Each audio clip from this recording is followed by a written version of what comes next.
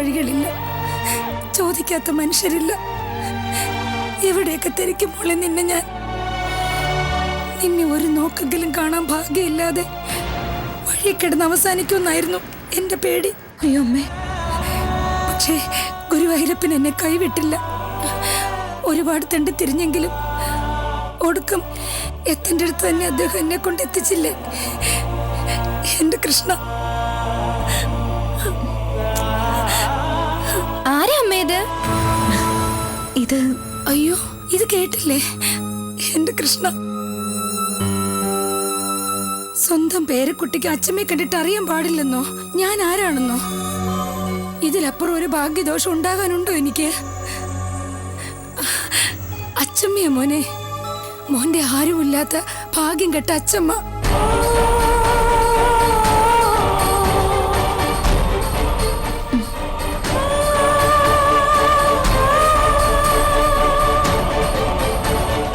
മോന്റെ പേരെന്താ? മാധവൻ. ആഹാ, ഭഗവാന്റെ പേരാണല്ലോ. എന്റെ കുട്ടിന് എന്നും ഭഗവാന്റെ അനുഗ്രഹം ഉണ്ടാകും കേട്ടോ. അച്ഛമ്മ, എന്റെ കുട്ടിനൊരു കൂട്ടം തരട്ടെ?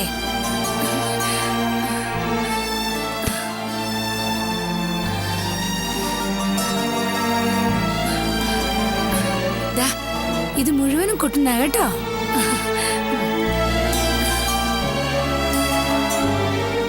എന്താ ഇവിടെ കുറെ കെട്ടും പാണ്ടൊക്കെ? ഞങ്ങൾ ഇവിടുന്ന് പോവാ. പോവാനോ? എങ്ങോട്ട്? എങ്ങും പോവണ്ട, ഞാനിങ്ങി വന്നില്ലേ മോളെ.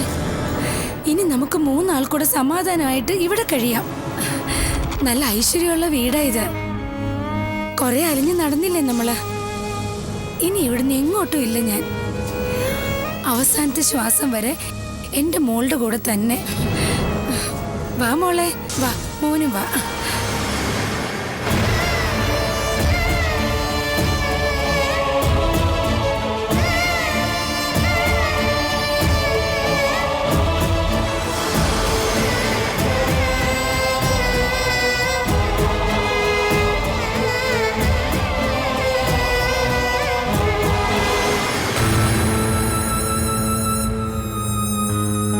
അല്ല, ഇനി എന്താ ചെയ്യാ?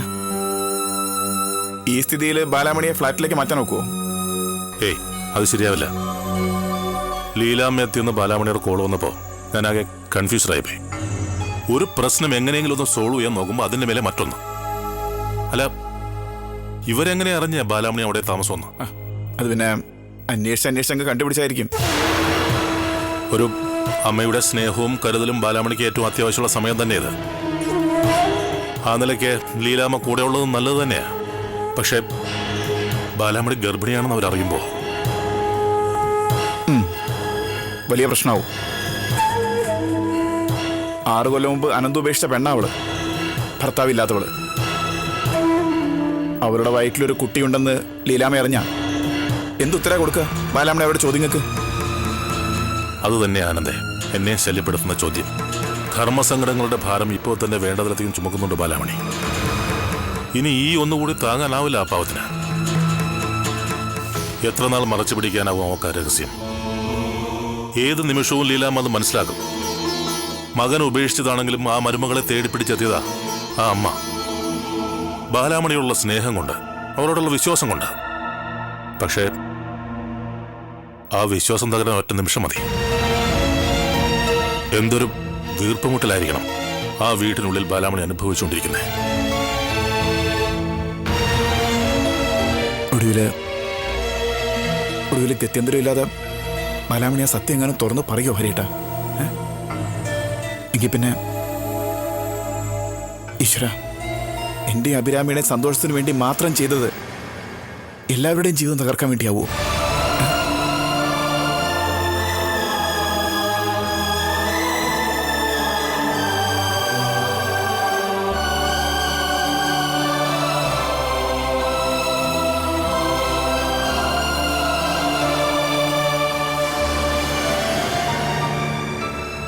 ആഹാ, കുട്ടൻ പടം വരയ്ക്കുവാണോ? ഞാൻ വരയ്ക്കല്ല, കളർ കൊടുക്ക. നോക്കട്ടെ അച്ഛമ്മ എന്റെ കുട്ടിയുടെ പടങ്ങള്. അസലായിട്ടുണ്ടല്ലോ. മിടുക്കനാണ് കേട്ടോ എന്റെ മോൻ. മോന്റെ അച്ഛനും നന്നായിട്ട് ചിത്രം വരയ്ക്കുമായിരുന്നു. ഞാൻ കണ്ടിട്ടില്ല അച്ഛനെ. എവിടെ അച്ഛൻ? അതിപ്പം എവിടെയാണെന്ന് ചോദിച്ചാ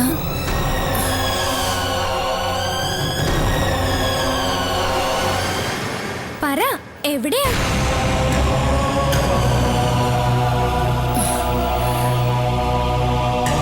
കുറച്ച് ദൂരെ ഒരിടത്താ. എന്താ ഇങ്ങോട്ട് വരാത്തത്? ഞങ്ങളുടെ കൂടെ താമസിക്കാത്തെന്താ?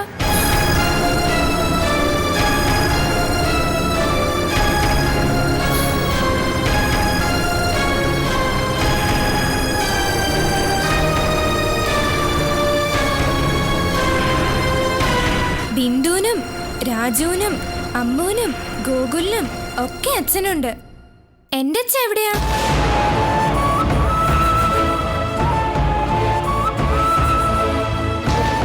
മോൻ അമ്മയോട് ചോദിച്ചിട്ടുണ്ടോ ഇത്? ഒന്നും മിണ്ടില്ല അമ്മ. ചോദിച്ചാ പിന്നെ കുറെ നേരത്തേക്ക് മിണ്ടേയില്ല.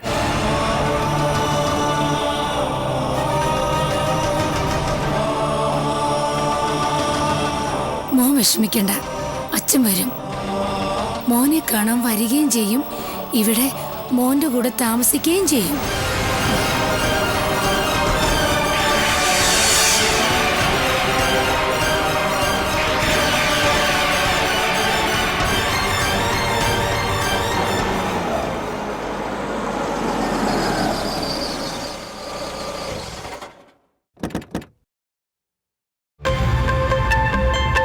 Madhava, aunty, Madhava, anti.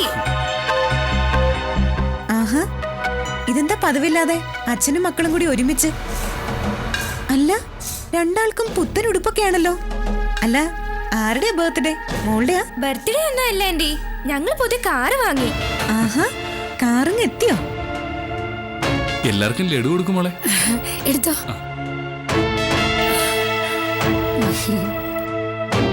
ഏസിക്ക് എന്താ തണുപ്പാന്നറിയോ? തണുത്ത് വിറയ്ക്കും. എന്റെ അച്ഛൻ വരുമ്പോ ഞങ്ങളും വാങ്ങും കാറ്. അതെ, ഞങ്ങളും വാങ്ങും വലിയൊരു കാറ്. എന്നിട്ട് ആ കാറില് ഞാനും എന്റെ കുട്ടനും കുട്ടന്റെ അച്ഛനും അമ്മയും എല്ലാം കൂടെ ഗുരുവായൂർ പോയി തൊഴും. അല്ലേ കുട്ടാ? അല്ല, മോനെന്താ ലഡു കഴിക്കാത്ത? വാ മാധവ, കളിക്കാം. മാധവന്റെ അച്ഛന്റെ വിവരം വല്ലതും ഉണ്ടോ? ഞാൻ ചായ എടുക്കാൻ ദിനേശേട്ടാ. വേണ്ട ബാലാമണി, ഞാൻ ഇപ്പൊ കുടിച്ചതേ ഉള്ളൂ. അത് സാരില്ല, ഞാൻ എടുത്തിട്ട് വരാം.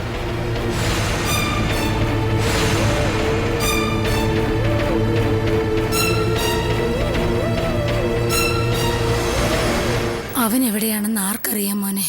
പണ്ടും അവൻ ഇങ്ങനെയാ. ഒരു പോക്ക് പോയാൽ പിന്നെ കുറെ കഴിയുമ്പോ കേറി വരും. എന്നാലും ഇതിപ്പോ കൊല്ലം കുറെ ആയില്ലേ പോയിട്ട്? വരുമായിരിക്കും, വരുമെന്ന് തന്നെ എന്റെ മനസ്സ് പറയുന്നത്. ഒന്ന് ഞാൻ എന്തായാലും ഉറപ്പിച്ചു കഴിഞ്ഞു. തിരിച്ചു വന്നാൽ പിന്നെ അലയാൻ വിടുന്ന പ്രശ്നമേ ഇല്ല. പിടിച്ചിവിടെ നിർത്തും. കൊച്ചിന് വിവരം വെച്ച് തുടങ്ങി. അറിയോ, അവന്റെ ഓരോരോ ചോദ്യങ്ങൾക്ക് നമ്മൾ എന്ത് സമാധാനം പറയും?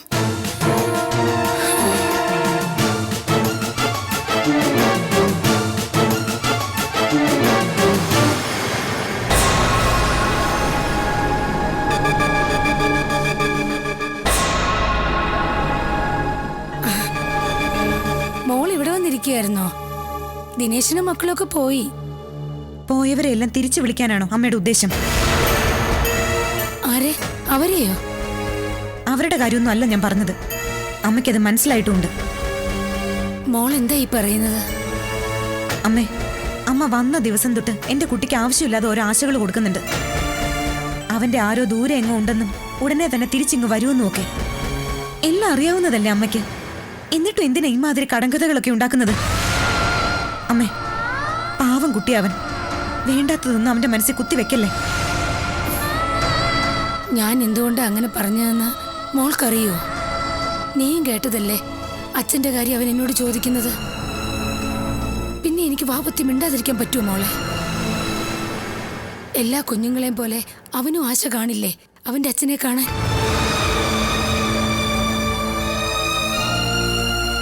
എല്ലാ കുട്ടികളെയും പോലെയല്ല എന്റെ മാധവൻ. താലി കെട്ടിയ പുരുഷൻ വലിച്ചെറിഞ്ഞ ഒരുവളുടെ കുട്ടിയാണവൻ.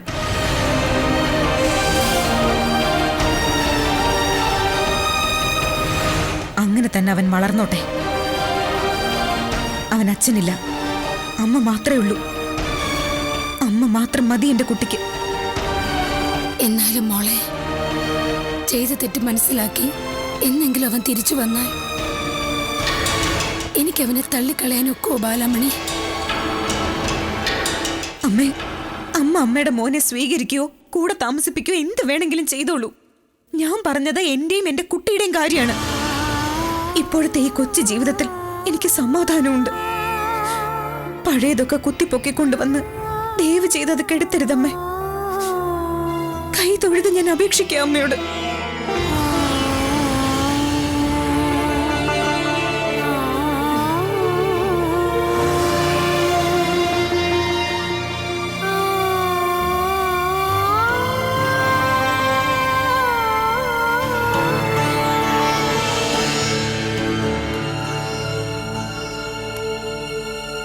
എഗ്രിമെന്റിൽ അങ്ങനെയാണ്, എഗ്രിമെന്റിൽ ഇങ്ങനെയാണ് എന്നുള്ള സ്ഥിരം മറുപടിയൊന്നും എനിക്കിനി കേൾക്കണ്ട.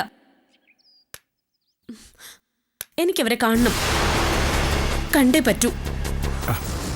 ആരുടെ കാര്യം അഭി നീ പറയുന്നത്? നമുക്ക് വേണ്ടി നമ്മുടെ കുഞ്ഞിനെ ചുമക്കുന്ന ആ സ്ത്രീയെ തന്നെ. അഭി, പിന്നെയും പിന്നെയും പഴയ കാര്യം ഇങ്ങനെ ആവർത്തിക്കുന്ന എന്തിനാ നീ? അത് തന്നെ എന്റെ ചോദ്യം. ആ സ്ത്രീയെ ഞാൻ ഇന്ന് കണ്ടതുകൊണ്ട് എന്ത് കൊടുങ്കാറ്റം ഉണ്ടാവാൻ പോകുന്നേ? ഒരാവശ്യമില്ലാത്ത ഓരോ നിയമങ്ങൾ. ഇതിൽ മെഡിക്കൽ സയൻസിന്റെ എത്തിക്സ് മാത്രമല്ല ഉള്ളത്, വെറും പച്ച മനുഷ്യരുടെ മോഹങ്ങൾ കൂടിയുണ്ട്. അതെന്താ ആനന്ദ് ഹരിയേട്ടനൊന്നും മനസ്സിലാക്കാതെ പോകുന്നത്? അഭി, മനസ്സിലാക്കാഞ്ഞിട്ടല്ല, പക്ഷേ നിയമങ്ങൾ, കണ്ടീഷൻസ്, എഗ്രിമെന്റ്സ്. മതി മതി, പറയാനുള്ളത് ഞാൻ പറഞ്ഞു കഴിഞ്ഞു. ഇനി ആനന്ദിന്റെ ഇഷ്ടം പോലെ തീരുമാനിക്കാം. എന്തായാലും ഈ കാര്യം പറഞ്ഞ് ആനന്ദിനെ ഞാൻ ശല്യപ്പെടുത്തില്ല.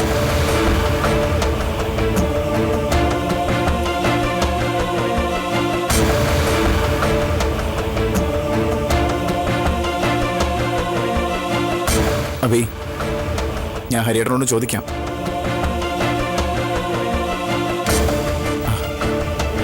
ചോദിച്ച് സമ്മതം വാങ്ങിക്കാം.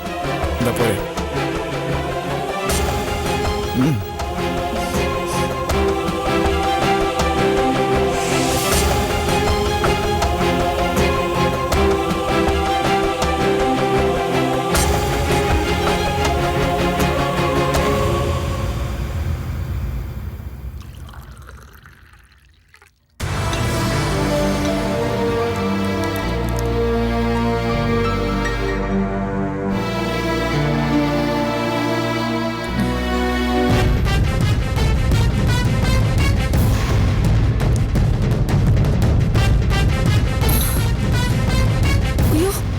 ഇത് ഒരുപാട് മരുന്നുണ്ടല്ലോ മോളെ, എന്തിനാ ഇതൊക്കെ കഴിക്കുന്നത്? അത് മോക്ക് എന്താ അസുഖം? എനിക്കൊരു അസുഖം ഇല്ലമ്മേ. ഒരസുഖം ഇല്ലാഞ്ഞിട്ടാണോ ഈ കണ്ണി കണ്ട ഗുളികയൊക്കെ തിന്നുന്നത്? ഈ കുപ്പിമരുന്നും ഉണ്ടല്ലോ. എന്താ മോളെ, അമ്മയോട് സത്യം പറ. അമ്മ വിഷമിക്കൊന്നും വേണ്ട. ഒരു ചെറിയ രോഗമുണ്ട് എനിക്ക്.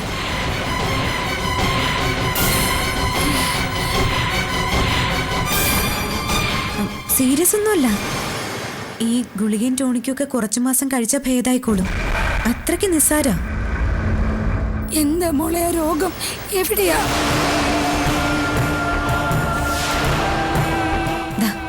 ഇവിടെ ഹൃദയത്തില്.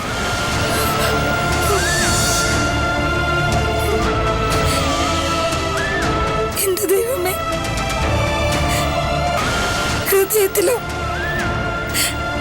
നേരാണ് മോളി പറയുന്നത്. ഹൃദയത്തിന്റെ കേടെന്ന് പറഞ്ഞ അതെങ്ങനെയാ നിസ്സാരാവുന്നത് മോളെ? നീ അമ്മയെ പറ്റിക്കാൻ വേണ്ടി പറയുന്നതല്ലേ? ഉള്ളത് തുറന്നു പറ മോളെ.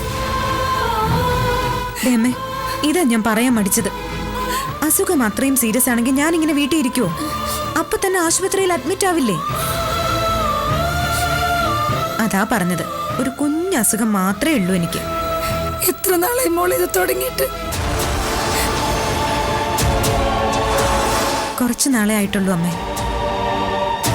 ഒരു 2 മാസത്തോളം ആയി കാണും. എത്ര കാലം കഴിക്കണം ഈ കുപ്പിമരുന്നും ഗുളികയൊക്കെ? അത് ഡോക്ടർ പറയുന്നത് വരെ മാത്രം. ഒരുപാട് നാളുകളൊന്നും വേണ്ടി വരില്ല അമ്മേ. എന്നാലും എന്റെ ദൈവമേ, ദുഷ്ടത്തരം മാത്രം ചെയ്യുന്ന എത്രയോ നീച ജന്മങ്ങളുണ്ട് ഈ ലോകത്ത്. അവരെയൊന്നും ശിക്ഷിക്കാതെ എന്റെ പാവം കുട്ടിയെ മാത്രം എന്തിനാ ഇങ്ങനെ പിന്നെയും പിന്നെയും പരീക്ഷിക്കുന്നത്?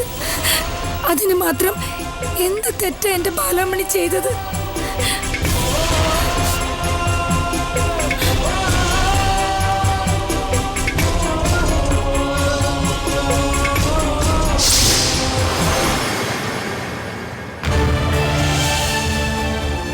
ഇന്നലെ 2-3 തവണ ഞാൻ ഡോക്ടറെ വിളിച്ചിരുന്നു. ഡോക്ടർ ഫോൺ എടുത്തതേയില്ല. ഇന്നലെ അപ്പോ ഇരിക്കെ വൈകിട്ട് ഡോക്ടർ ഫോൺ എടുക്കാഞ്ഞപ്പോ ഞാൻ ആകെ അമ്പരന്ന് പോയി. വഴി കാണിച്ച് ഇവിടം വരെ എത്തിച്ചയാള് പെട്ടെന്ന് കൈവിട്ടതുപോലെ, ഇരുട്ടില് എന്നെ ഒറ്റയ്ക്കാക്കിയതുപോലെ തോന്നി. ഹേയ് ബാലാമണി, എന്താ ഇത്? എന്തൊക്കെ മണ്ടത്തരങ്ങളായി ചിന്തിച്ചു കൂട്ടുന്നേ? ഇന്നലെ രാവിലെ മുതൽ ഞാൻ സ്ഥലത്തില്ലായിരുന്നു. ഞങ്ങളുടെ അസോസിയേഷന്റെ സോണൽ കോൺഫറൻസുമായിട്ട് ബന്ധപ്പെട്ട് കോയമ്പത്തൂരായിരുന്നു. ഫുൾ ടൈം തിരക്കായിരുന്നു. തിരിച്ചെത്തിയതാണെങ്കിൽ ഇത് രാവിലെ. പിന്നെ മിസ് കോൾസ് ഒന്നും ഞാൻ നോക്കിയില്ല. അതുകൊണ്ടാവും ബാലാമണി വിളിച്ചത് അറിയാൻ ഞാൻ. അതുപോട്ടെ, എന്തിനാ വിളിച്ച്? കാര്യങ്ങൾ പിടിവിട്ട് പോവാണ് ഡോക്ടർ. ഇനി എനിക്ക് പിടിച്ചു നിൽക്കാൻ പറ്റുമെന്ന് തോന്നുന്നില്ല. എന്താ ബാലാമണി, എന്താ പറ്റിയേ? അനന്തവേട്ടന്റെ അമ്മ. ഞാൻ ഊഹിച്ചു. അവർക്കെന്തെങ്കിലും സംശയം? ഇതുവരെ ഇല്ല. പക്ഷെ ഇന്നലെ ഞാൻ മരുന്ന് കഴിച്ചുകൊണ്ടിരുന്നപ്പോ അതെന്തിനാണെന്ന് അവര് ചോദിച്ചു. എനിക്കവരോട് കള്ളം പറയേണ്ടി വന്നു.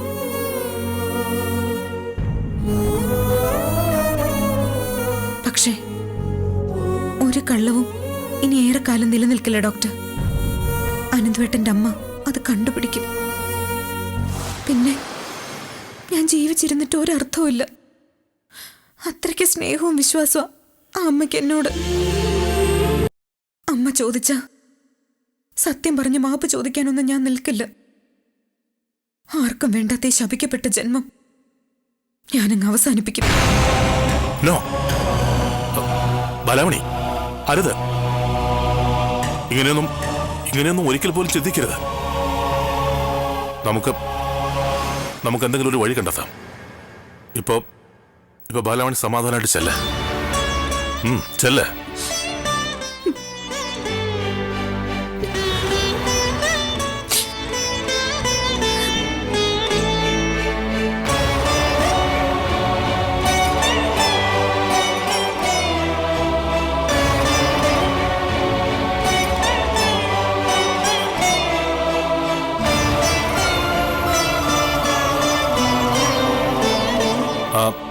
ആനന്ദേ, നീ ബിസിയാ?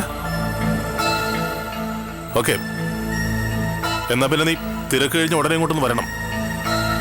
ഒരു അത്യാവശ്യ കാര്യം സംസാരിക്കാനാ. Very important. ഓക്കെ.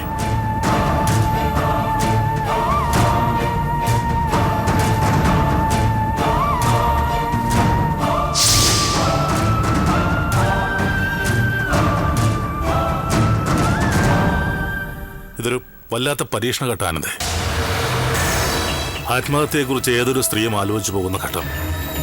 ഇങ്ങനെയുള്ള സന്ദർഭങ്ങളിൽ ഒരു തലനാരിയുടെ ദൂരം മാത്രമേ ഉള്ളൂ മരണവും ജീവിതവും തമ്മിൽ. ബാലാമണിയുടെ ഇന്നത്തെ വരവ്, ആ മുഖം, എല്ലാം ഒരു ആപത്തിന്റെ സൂചന പോലെ എനിക്ക് തോന്നുന്നത്. എന്തായാലും നമ്മൾ ചെയ്യാം. ഒറ്റയ്ക്കിരിക്കുമ്പോൾ അതേ ആലോചന വീണ്ടും അവരുടെ മനസ്സിലുണ്ടായാലോ? അതെങ്ങനെ നമുക്ക് തടയാൻ പറ്റിയ കാര്യേട്ടാ? അഴകത്തമ്മയുടെ മരണശേഷം നിങ്ങളുടെ കുടുംബം ശിഥിലമായെങ്കിലും, നിങ്ങൾ സഹോദരങ്ങൾ തമ്മിൽ പരസ്പരം ബന്ധമില്ലാതായെങ്കിലും, ലീലാമ്മ വെറുതെ ഇരിക്കുകയായിരുന്നില്ല.